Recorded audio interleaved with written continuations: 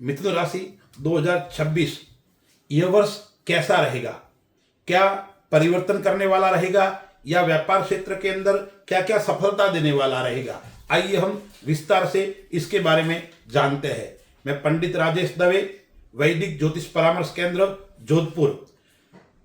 2026 के अंदर मिथुन राशि के अंदर क्या क्या होने वाला है। मिथुन राशि का जो स्वामी है वो बुध है। सुयोग कितने प्रतिशत रहने वाला है, तो मिथुन राशि वालों के लिए 60% सुयोग रहने वाला है और 40% कुयोग का योग इस वर्ष बन रहा है। ग्रहों की स्थिति के अनुसार इस वर्ष के अंदर क्या क्या लाभ हमें मिलने वाला है, तो पहले हम विचार करते हैं, अपनी कुंडली को थोड़ा जान लेते हैं। तो देवगुरु बृहस्पति है, वो वर्ष के शुरुआत के अंदर वक्री अवस्था में आपके राशि के अंदर भ्रमण कर रहे हैं। वो कब तक रहेंगे, मई यानी 1 जून को वो परिवर्तित उच्च का होकर लाभ स्थान के अंदर, धन स्थान के अंदर वो गोचर करेगा। 31 अक्टूबर को देवगुरु बृहस्पति है वो कहां आ जाएगा, तीसरे घर के अंदर पराक्रम के स्थान के अंदर आ जाएगा और वहां केतु के साथ में युति बनाएगा।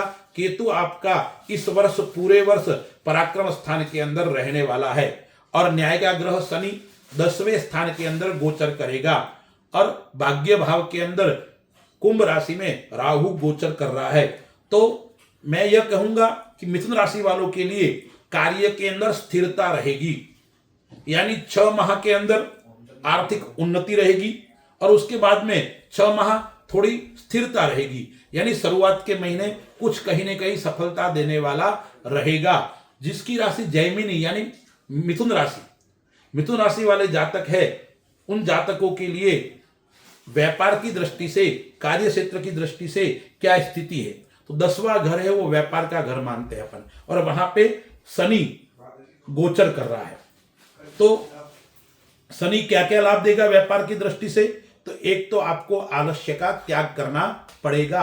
आपका आलस्य आपका शत्रु इस वर्ष जरूर रहेगा, इसलिए जितना आप आलस्य को त्यागोगे इतनी आप सफलता को प्राप्त करेंगे। अब 10वें घर के अंदर शनि बैठा हुआ है, कार्य का बोझ भार आपको बार बार दिखाई पड़ेगा।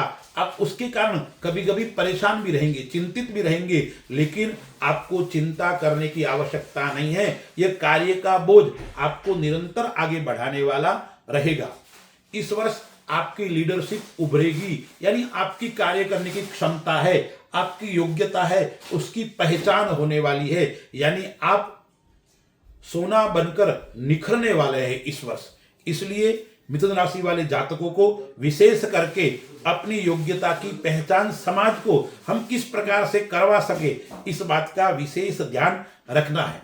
यदि आप न्याय क्षेत्र के अंदर काम करते हो, आप यदि आध्यात्मिक क्षेत्र के अंदर काम करते हो, तो आप क्या करोगे, आप निखरोगे और आपका न्याय और आपका सिद्धांत की लोग प्रशंसा करेंगे, यानी आप न्यायवादी होंगे, आप सिद्धांतवादी होंगे और आपकी नई सोच, आपकी नई विचार लोग आपको प्रशंसनीय बना देंगे और आपको लेकर लोग अच्छी अच्छी सलाह भी लेंगे।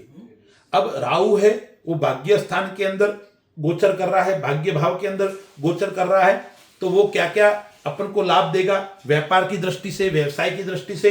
तो देखिए, पहले तो राहु है वो हमें क्या करवाएगा, विदेश कंपनियों से व्यापार कराएगा। आप विदेश के अंदर व्यापार करते हो या विदेशी कंपनी के अंदर आप जॉब करते हो या आईटी क्षेत्र के अंदर, मीडिया क्षेत्र के अंदर आप काम कर सकते हो, कम्युनिकेशन क्षेत्र के अंदर आप काम करते हो, तो आपको अच्छे अच्छे अवसर इस क्षेत्र में प्राप्त होने वाले हैं, अच्छे अच्छे अवसर आपको मिलने वाले हैं। उस अवसर को आपको गंवाना नहीं है। तो कुल मिला के मैं यह कह सकता हूं कि मिथुन राशि वालों के लिए विदेश स्थान से कहीं न कहीं यह वर्ष लाभ देकर जाने वाला है। आप विदेश क्षेत्र के अंदर काम करते हो या विदेश के अंदर निवास करते हो या विदेश कंपनी के अंदर सर्विस करते हो, ऐसे सभी क्षेत्रों के अंदर आपका काम बढ़ेगा, आपका आत्मविश्वास बढ़ेगा और आपके काम करने की गति भी निरंतर बढ़ने वाली है। आपके लिए टर्निंग पॉइंट रहेगा 2026, यानी कई प्रकार से आपको एक आकस्मिक नए व्यापार करवाएगा, नए धन की प्राप्ति करवा सकता है। यानी आपने सोचा नहीं होगा, आपने विचार नहीं किया होगा, ऐसा काम इस वर्ष आपको व्यापार के अंदर और अपने क्षेत्र के अंदर हो सकता है। लेकिन आप यदि अच्छे वक्ता है, अच्छे कवि है, अच्छे आप लेखक है, इन क्षेत्र में काम करने वालों को इतना श्रेष्ठ सफलता नहीं मिलेगी, उनके मान प्रतिष्ठा आदि इतनी नहीं मिलेगी। यानी सामाजिक क्षेत्र से जुड़े हुए हैं तो आपको इतनी सफलता मिलने वाली नहीं है। लेकिन आईटी क्षेत्र के अंदर, आप विदेश के अंदर काम करते हो तो आपको कहीं न कहीं श्रेष्ठ और उत्तम सफलता देने वाला यह वर्ष रहेगा। देखिए, आर्थिक दृष्टि से देखते हैं, धन की दृष्टि से देखते हैं, तो ये हम इस वर्ष को दो भागों में विभक्त कर सकते हैं।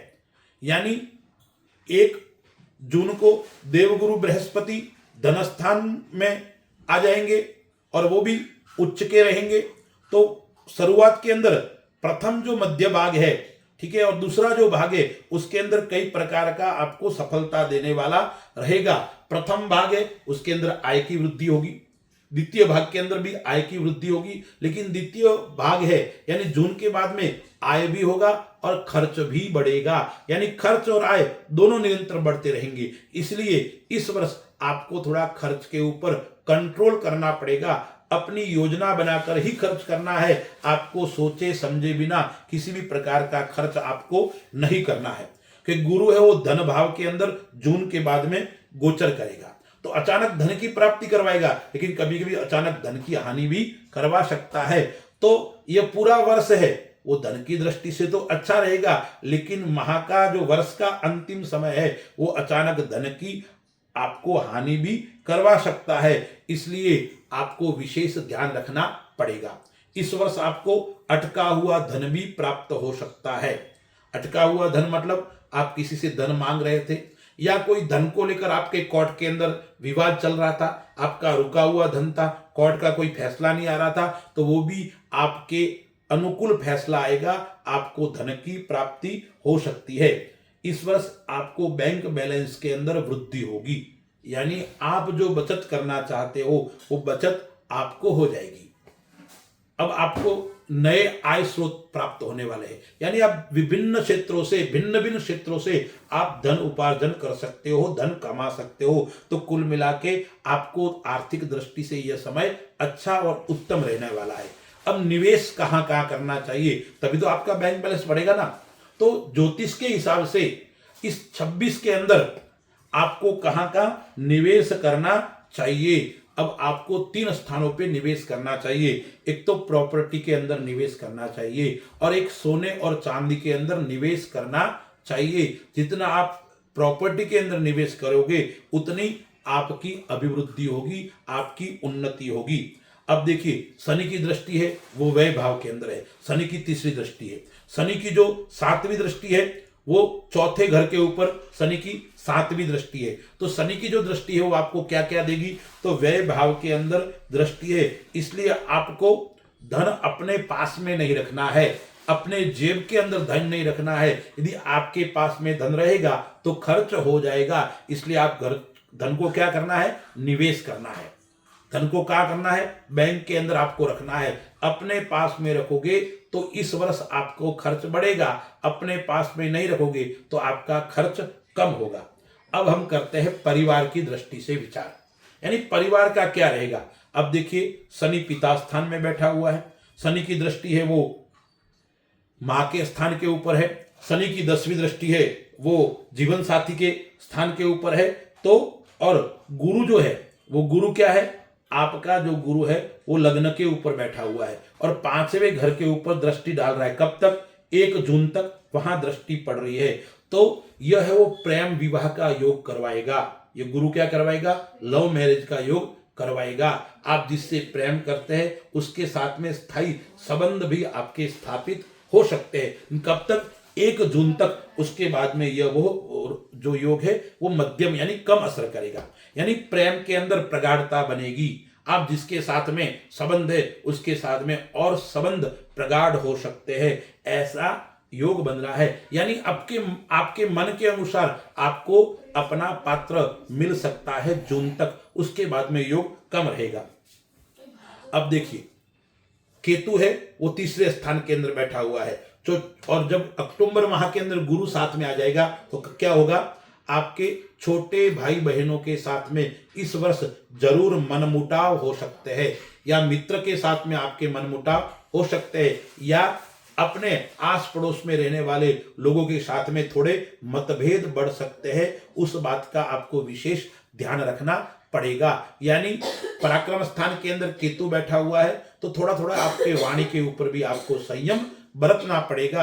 आपकी वाणी अच्छी होगी तो आपका व्यवहार अच्छा रहेगा, और केतु कभी कभी वाणी बिगाड़ सकता है, तो आपको वाणी को बिगाड़ना नहीं है। इसलिए छोटे भाई बहन से आपको थोड़ी सावधानी रखनी है, मित्रों से आपको थोड़ा सावधान रहना है, अच्छा व्यवहार रखना है, और आस पड़ोस में, या ये कह सकते हैं कि अपने काम करने वाले साथ में लोग जो है उनके साथ में भी आपको थोड़ा व्यवहार अच्छा और श्रेष्ठ बनाना पड़ेगा। अब देखिए, मैंने बताया सुयोग 60% है और कुयोग है वो 40% है, 40% है। तो सुयोग तो आपका अच्छा है, कुयोग आपका कम है।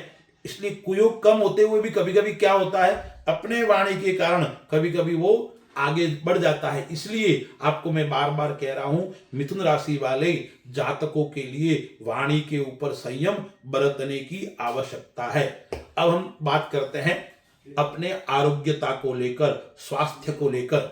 अब देखिए, लग्न के अंदर गुरु गोचर कर रहा है जून तक, 1 जून तक, और फिर गुरु है वो दूसरे स्थान के अंदर आ जाएगा। गुरु है वो शुरुआत में वक्री है, तो क्या करेगा, गुरु है वो तेज कारक ग्रह, तो आपके चेहरे पर तेज दिखने को मिलेगा, आपके चेहरे के अंदर स्फूर्ति देखने को मिलेगी, लेकिन आपका वजन बढ़ सकता है, आपका शरीर बढ़ सकता है। इसलिए आपको खान पीने के ऊपर विशेष ध्यान देना पड़ेगा। कफ की समस्या आपको परेशान कर सकती है। मिठाई, ठंडी वस्तु, उसका उपयोग कम से कम इस वर्ष करना चाहिए। जितना मिठाई कम खाओगे इतना आपका शरीर कम बढ़ेगा। यानी खान पीन के ऊपर ध्यान दोगे तो आपका शरीर जरूर कम बढ़ेगा, अन्यथा वेट बढ़ने का योग इस वर्ष आपको आ रहा है। अब शनि है वो 10वें भाव के अंदर गोचर कर रहा है, तो शनि क्या क्या परेशानी करेगा स्वास्थ्य की दृष्टि से। शनि आपको जॉइंट पेन करवा सकता है, घुटनों का दर्द करवा सकता है, और आपको पंजा जो है उसके ऊपर परेशानी कर सकता है। यानी आपका वजन बढ़ेगा तो स्वाभाविक दर्द होगा। इसलिए आप वजन ही कम करोगे तो आपका ये समस्याएं नहीं होगी। या शनि और गुरु के कारण, शनि के कारण तो आपका क्या होगा, घुटने दर्द है, पैर का दर्द है वो होगा, और गुरु के कारण आपका वजन बढ़ सकता है। तो आप दोनों को कंट्रोल करना पड़ेगा। यदि आप दोनों को कंट्रोल करोगे तो आपको समस्याएं नहीं होगी। अब एक बात और मैं आपको बताता हूं, वो क्या है, आपको कोई बड़ी बीमारी का संकेत इस वर्ष मिल सकता है। इसलिए जैसे कैंसर है या ऐसी महाभयानक बीमारी भी आपको कहीं न कहीं उत्पन्न हो सकती है। इसलिए आपको विशेष ध्यान रखना पड़ेगा। इसलिए प्रातः काल में आप सूर्योदय से पहले उठोगे तो आपका जीवन अच्छा रहेगा, आपका शरीर अच्छा रहेगा, और पूरे वर्ष आपके जीवन के अंदर ऊर्जा रहेगी, आपके जीवन के अंदर स्फूर्ति रहेगी इस वर्ष के अंदर। इसलिए आपको हो सकता है तो मैं ये कहूंगा कि आपको सूर्य नमस्कार करना चाहिए। यदि मिथुन राशि वाले प्रतिदिन सूर्य नमस्कार करेंगे तो मैंने जो बीमारी बताई है वो सब बीमारी आपकी समाप्त हो जाएगी। परिवार का स्वास्थ्य, माता का स्वास्थ्य अच्छा रहेगा, लेकिन पिता का स्वास्थ्य को लेकर जरूर आपको चिंता सताएगी, जरूर आप चिंतित रहेंगे। इसलिए पिता का स्वास्थ्य का भी आपको ध्यान रखना है और पिता की सेवा आपको करनी है। अब हम विचार करते हैं अध्ययन की दृष्टि से, विद्यार्थियों की दृष्टि से। तो जिसकी राशि जैमिनी है, मिथुन राशि है, ऐसे जातकों के लिए, ऐसे विद्यार्थियों के लिए यह वर्ष आशादायक है, क्योंकि 5वें घर के ऊपर शुरुआत में गुरु की दृष्टि पड़ रही है। गुरु है वो विद्या का कारक है, ज्ञान का कारक है। तो गुरु क्या क्या करवाएगा, और 7वें घर, 5वें घर के अंदर तुला राशि है, तुला राशि का स्वामी शुक्र है, और चौथे घर का स्वामी बुध है, बुध का कन्या है, कन्या राशि का स्वामी बुध है, मिथुन राशि का स्वामी भी बुध है। तो ऐसे स्थिति में 2026 के अंदर यह आशास्पद वर्ष रहेगा। आशा रहेगी आप अपनी सफलता को प्राप्त करेंगे। विदेश के अंदर जाने का योग भी अध्ययन के लिए इस वर्ष बन रहा है। आप पढ़ाई के लिए अपने देश को छोड़कर अन्य देश में जाना चाहते हो तो यह योग भी आपके इस वर्ष के अंदर बन रहे हैं। 9वें स्थान के अंदर राहु है, वो सफलता का कारक है, यानी परीक्षा के अंदर, प्रतिस्पर्धा के अंदर आपको सफलता प्राप्त कराने वाला रहेगा। याद शक्ति आपकी अच्छी रहेगी। आप जो एक बार याद करोगे, क्योंकि गुरु की 5वें घर के ऊपर दृष्टि है, गुरु की 9वें घर के ऊपर दृष्टि है, तो याद शक्ति यानी आपकी याद शक्ति, मेमोरी श्रेष्ठ और अच्छी रहने वाली है इस वर्ष। नए नए सीखने का योग आ रहा है, यानी नए नए कोर्स आप कर सकते हो। आप जिस क्षेत्र में सीखना चाहोगे उस क्षेत्र के अंदर आपको सीखने का योग भी इस वर्ष आ रहा है।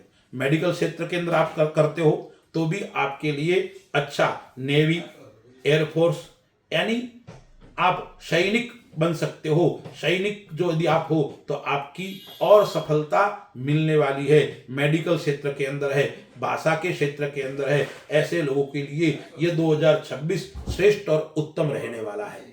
अब हम विचार करते हैं कि मिथुन राशि वाले जातकों के लिए इस वर्ष इस प्रकार की सफलता है, कुछ समय अनुकूल नहीं है, तो आपको उपाय क्या करना चाहिए। क्योंकि उपाय करने से हमारा जो ग्रह सही नहीं है, हमारी दशा सही नहीं है, वो दशा हमें श्रेष्ठ और उत्तम फल को देने वाली बन जाएगी। जब हम अपने कमजोर ग्रह को मजबूत बना देंगे, अपने इष्ट को मजबूत करेंगे, तो इष्ट का आशीर्वाद हमें प्राप्त होगा। इसलिए मिथुन राशि वाले जातकों को सर्वप्रथम भगवान विष्णु का पूजन करना है। गुरु है वो 3 बार राशि परिवर्तन कर रहा है, तो गुरु को मजबूत बनाना अति आवश्यक है। तो गुरु को मजबूत बनाने के लिए भगवान विष्णु का पूजन है। विष्णु सहस्त्र नाम का पाठ है, या गोपाल सहस्त्र नाम का पाठ है, या इतना नहीं कर सकते हो तो ओम नमो भगवते वासुदेवाय, इस मंत्र का आप बार बार जप कर सकते हो। या मैं आपको एक श्लोक और बताता हूं, अच्युतानंत गोविंद नामोच्चारण भेषजात नश्यन्ति सकलारोगा सत्यम सत्यम वदाम्यहम्। इतना श्लोक भी नहीं बोल सकते हो तो ओम अच्युताय नमः, ओम अनंताय नमः, ओम गोविंदाय नमः, इस 3 मंत्र का, 3 नामों का आपको जप बार बार करना है। दान में क्या देना चाहिए? पीली वस्तु का आपको दान करना है, पीले वस्त्र का दान करना है, या पीले पुष्प की माला भगवान विष्णु को अर्पण करनी है। और एक उपाय क्या करना है, आपको भगवान गणपति की उपासना भी इस वर्ष करनी चाहिए। गणपति की उपासना करोगे तो विद्यार्थियों के लिए, और जो अध्ययन क्षेत्र से जुड़े हुए हैं, यानी शिक्षक है, आप प्रोफेसर आदि हो, तो आपके लिए और उन्नति देने वाला यह समय बन जाएगा। तो क्या करना है, आपको गणेश जी की उपासना करनी है, गणेश का पूजन करना है, और पक्षियों को चूगा डालना है। केतु और राहु को मजबूत बनाने के लिए, राहु आपके भाग्य स्थान के अंदर है, केतु है वो आपके 3रे घर के अंदर गोचर कर रहा है, तो इसको मजबूत बनाना है तो आपको क्या करना है, पक्षी और मछली की सेवा करनी है, उनको चुगा आदि डालना है, और साथ में गौ माता की सेवा करनी है। और प्रत्येक शनिवार को आपको ओम सम शनिश्चराय नमः, इस मंत्र का आपको बार बार जप करना है। तो मैंने आपको यह पूरी जानकारी दे दी, लेकिन अब देखिए आपकी कुंडली के अंदर ग्रहों की स्थिति भिन्न हो सकती है, कुंडली के अंदर आपकी दशा भिन्न हो सकती है। यदि आप कुंडली के अनुसार अपना फलादेश चाहते हो तो आपको क्या करना चाहिए, कुंडली अच्छे विद्वान से दिखाना चाहिए। यदि आप मेरे से दिखाना चाहते हो तो मेरा एड्रेस है वो दिया हुआ है यूट्यूब के ऊपर, वैदिक ज्योतिष परामर्श केंद्र जोधपुर के अंदर स्थित है। आप अपना समय निकालकर अपने जीवन के बारे में, अपने भविष्य के बारे में आप जान सकते हैं, या आप ज्योतिष या आध्यात्मिक संबंधी कोई भी समस्या से ग्रसित है, उस समस्या का निवारण चाहते हो तो आप मेरे से व्यक्तिगत संपर्क कर सकते हैं, या YouTube के अंदर आप अपना मैसेज छोड़िए, मैं आपके प्रश्न का उत्तर देने का 100% प्रयास करूंगा। अस्तु, जय श्री राम।